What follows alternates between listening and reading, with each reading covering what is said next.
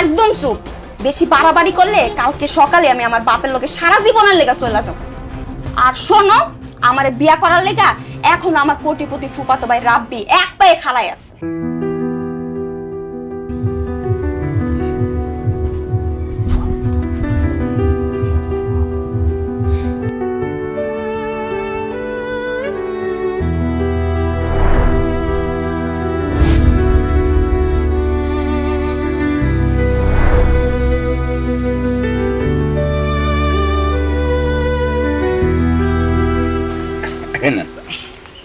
বলে ঠিক আছে। হ্যাঁ। আচ্ছা, সবাই যেহেতু আছে তাহলে বলি, এই জমির মোট দাম আছে 10 লাখ টাকা। 5 লাখ টাকা শিহাব আগেই আমার কাছ থেকে নিয়ে নিছে। বাকি 5 লাখ থেকে 3 লাখ আমি পাইতাম, রাইখা দিছি। বাকি 2 লাখে ধরো, ঠিক আছে না? ঠিক আছে মানে অবশ্যই ঠিক আছে, তাই না বাবাজি? শোনো বাবাজি, এই টাকা তো ব্যাংকে রাখছো তাই না?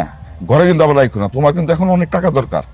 বাড়ির মানে জায়গা জমি সব মিলাই 10 লাখ টাকা, এটা মানে কম হয়ে যায় না? মানে আচ্ছা আচ্ছা ঠিক আছে ঠিক আছে।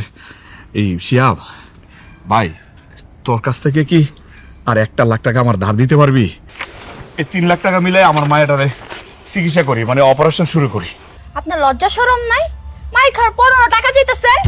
রাইসা ভাইজান অপমান করতেছো কেন? আরে অপমানের কি আছে, কথাটা তো ঠিকই কইছে। আর তোমার বাপের ভিটা বেচা টাকা, এ টাকা ওরা দিবে কেন?